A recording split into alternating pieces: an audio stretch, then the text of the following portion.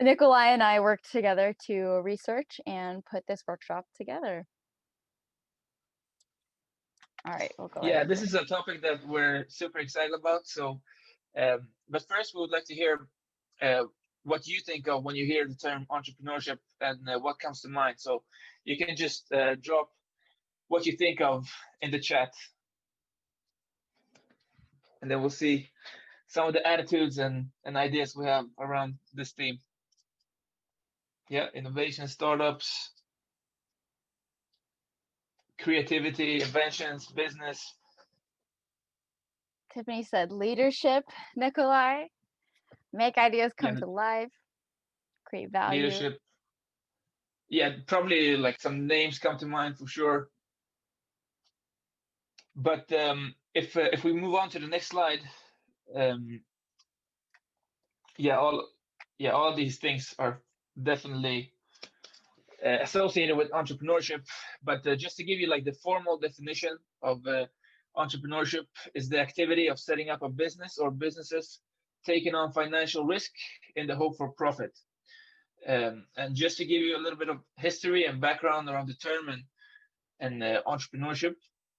So the term comes from the French word to undertake, and many of us, like when we hear the term entrepreneurship, we probably think about modern companies and entrepreneurs that we hear about today. But in reality, entrepreneurship as a practice has been around for almost all of human history, ever since the agricultural revolution, where uh, people started to live in cities and were for the first time able to produce uh, enough food to feed everybody. People were able to start to specialize in other things and eventually start to trade those things or sell those things in return for money.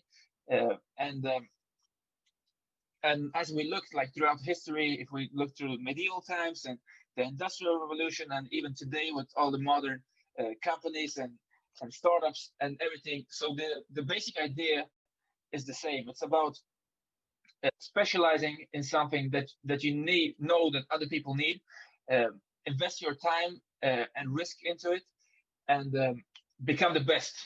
So once you specialize, you take the risk, and you make it into a business. That's what being an entrepreneur is. Whether you're selling food or like clothes way back 10,000 years ago, or if you're making a tech company in the modern world.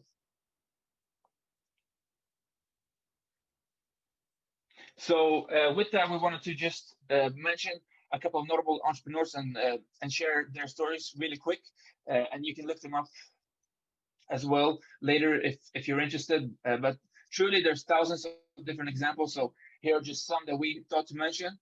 So, for example, Thomas Edison, an inventor that lived in the 1800s.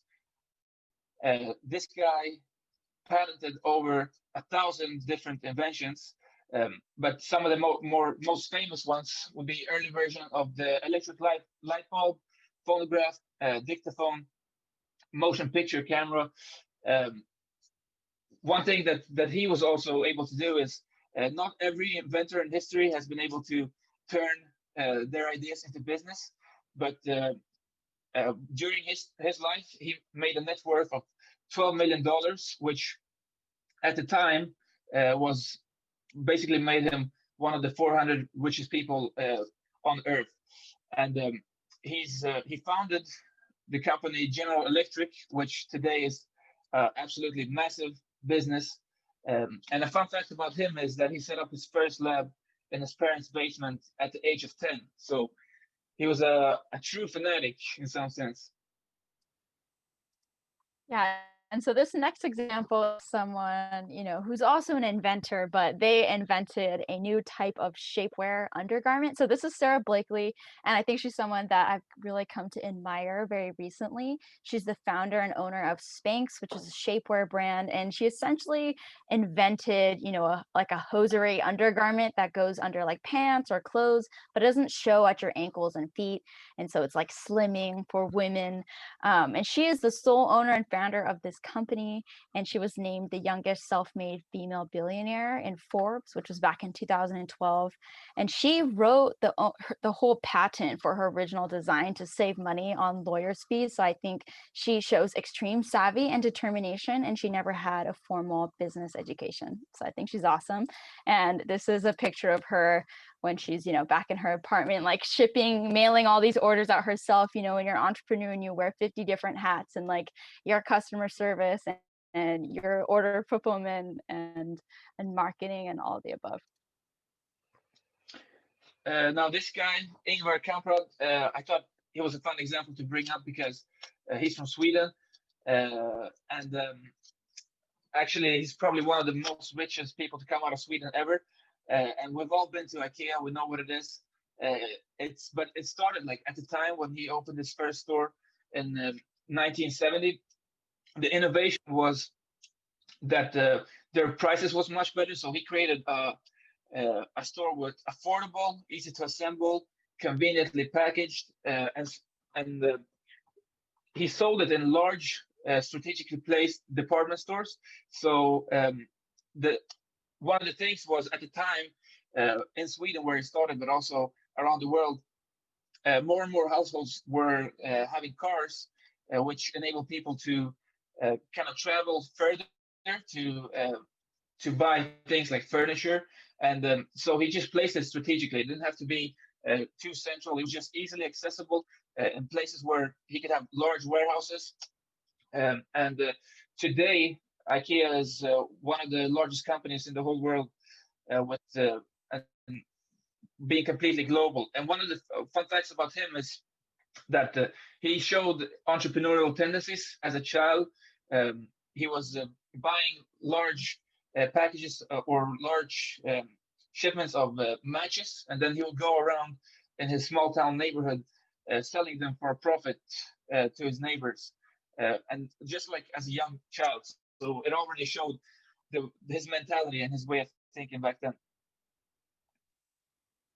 Yeah, so the next couple examples we'd love to spend a ton of time on, but we're going to breeze through a little bit just to keep our workshop going. But this is Sarah Pajiu, and she's a co-founder of the startup Blueland. Henna, I had to shout out this company because I personally am a user of Blueland products, and they're eco-friendly, refillable cleaning products that you just drop a tablet in water, and so you don't have to buy single-use plastic every time. And so she's a serial entrepreneur that worked on a few startups, and she was also on Shark Tank for Blueland. Also, another awesome example is Oprah Winfrey, a very inspiring person, completely like revolutionized the tabloid talk show game, made a fortune doing it, and she's famous for her show, but she also has a foundation where I think she's given over $400 million in different charities, with I know like a big focus on access to education and things like that. And a fun fact about her is that her company name that owns all of her multimedia business is just her name spelled backwards. All right, and the last one, Sam Walton, he's the founder of Walmart, and they are the largest retailer in the United States right now. That's all I'm going to say about him. You can look him up or come back to this deck. We're going to jump into two different frameworks that I want to share with everyone to potentially help you with ideation with your groups for ideas and case competition. So the first one is called design thinking, and there's 5 steps in this process. And design thinking is all about being human-centered. So you're really going to think about how people use objects or products, and you're going to use that information to inform design and innovation. So to start, you're going to look at an object or situational area like your desk, a keyboard, your backpack, and you're going to focus on that when you go through this whole process. And so step number 1 is to empathize. Because it's human-centered, you're really going to spend time thinking about and understanding the end user's unique needs, sentiments, or traits. And this can involve some research, interviewing, surveying, focus groups. Once you gather that information, you're going to define the problem with descriptive words. that you heard from your research. And this step is very important because just like any case competition, you need to define that problem before you can properly address it. And so step number 3 is ideate, and it really means brainstorm. You're going to brainstorm ideas to solve the problem identified and meet the user's needs better. And so when you're at this step, I really want to encourage everyone to think stupid. There are, quote, no bad ideas, because while you're ideating, bad ideas could totally lead to better ideas, and it's all part of that brainstorming process. So try not to shoot ideas down when you're just ideating, and then once you get a few ideas, you can poke holes in them and really develop them more. So once you get to that phase, you can make a prototype and produce like a model of something or a scaled down version to really put that idea in physical form and like think more about how things work logistically and the technology behind it. And once you get a couple prototypes, you'll go ahead and test them. And that test information will help you redefine the problem, understand the users a little bit better, and also go back to ideating and the innovation. So it's not necessarily a linear process. All right.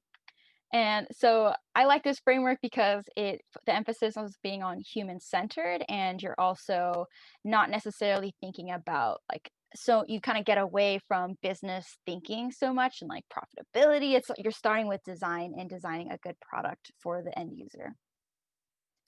And this next framework, it contrasts design thinking. It does take a very business-oriented approach, and it's all about identifying an unmet need and matching that with some kind of disruptive technology. So an unmet need, in business is like a consumer pain point, or it can also be a business pain point.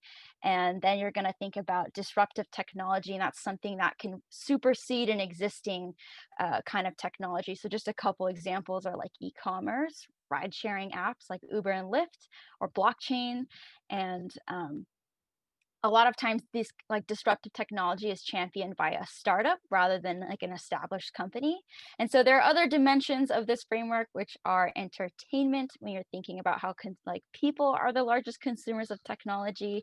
And that one's really straightforward. It's just entertainment, music, podcasts. I'll show you a couple examples. And then pairing that with a new business model is a way this framework is kind of pushing you to come up with a very different kind of business idea, right? That doesn't exist yet. So I did an example here with Amazon, but you can kind of look at this one a little bit later. And so how this framework works is you're going to tackle it like a big whiteboard. You're going to put all these sections up here, and you can separate them between customer motivation, which is entertainment and unmet need, and then disruption, which is that new technology or a new business model. And you can also consider other factors outside of business, like climate change, aging baby boomers, a pandemic, factors that kind of come into play. And so you do this in no particular order. It's just getting ideas out there.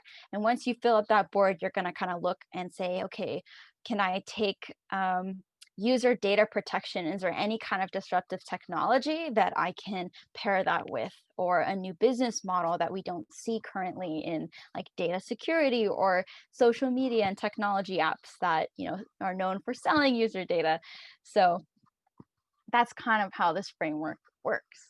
And I think it's also a great way to tackle it from a big scope and then structure that business idea together. So those are those two frameworks to maybe assist you in brainstorming.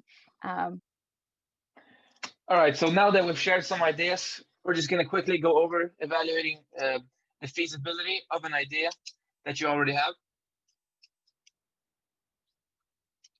So the first step here would be to assess demand. So depending on what your idea is, you want to research the market size for what you're planning. So for example, let's say you're trying to get into the coffee business in Northern California. You might want to, research the market, understand how big it is, how many billions does that business generate. And you want to analyze the competitors that are already in the market. What are their market share, and how are you going to be different? So what's going to be your competitive advantage? Is it going to be price? Is it going to be quality? Are you bringing something that they don't have? What are you doing different that they can't copy? And once you know that situation, you want to examine the numbers, because financial health is super important in any startup, regardless of how good the idea is. So you want to project the initial investment it's going to take for you to set up whatever service or product you're trying to make. Determine your supply chain that you're going to need. Separately from that, you want to analyze your operating costs versus revenue potential, and from there also judging the market, kind of set your price, and with all those things in mind, you can start creating your business plan and a timeline for once you can get your startup going and start making money. So I know that sounds like a lot, but we're definitely going to dive into more of those parts of the analysis and building out your business plan throughout the rest of this quarter in our workshops. And next week, Brandon is going to talk about different types of business models. But just for this rest of this week, we have a couple helpful tools to share for collaboration, which is a Google Jamboard. You guys might have heard of it. It's right there in your Google Drive. And also Miro. These are two kind of whiteboard apps that you can just put sticky notes in a virtual setting in real time and put some ideas out there. And these are two links for websites where you can get templates for PowerPoint presentations or Google Slides for this quarter. And I apologize, we're gonna run right up to 7:30, but here's just a couple of things that you can also go to for some inspiration. So this podcast is my absolute favorite, How I Built This with Guy Raz. You can also check out some Shark Tank episodes or highlights to just see like awesome startups and people like getting in the tank and pitching their ideas. And again, those resources from the Student Startup Center. So it's not, we want to be really cheesy and end with a couple inspirational quotes. So this one is by Sarah Blakely, and she said, "Don't be intimidated by what you don't know. That can be your greatest strength, and ensure that you do things differently from everyone else." And I love this quote because I think it's really easy to feel like, but I can't do it. I don't have that experience. I'm not smart enough. I can't apply for president and kill it. But you can, and so take that as an extra like strength that you have and a like extra superpower, different perspective. And another quote from Thomas Edison, who we mentioned earlier in the workshop. "So I have not failed. I've just found 10,000 ways that won't work." And that's a quote that's really relevant to the entrepreneurship context, because it really shows that you have to be willing to try different things, and you have to be willing to fail as you try, because that's how you're gonna learn and find out the next step. Because each time, because he actually failed like thousands of times when he was trying to create the electric light bulb, but each time he got closer to his goal and eventually like created a revolutionary product. All right, so you guys definitely don't know what you're capable of. There's a lot of great ideas that we're gonna come out and see this quarter, so we're very excited. And I hope you guys just like lean into that with your teams. So that's going to conclude our first workshop for the quarter. Thank you guys so much. When we send this deck out, there's going to be a few links here, and we definitely want to encourage you to check out this one. There's a couple extra frameworks here that will be helpful, and I guarantee there's probably someone on your team who is a little familiar with them.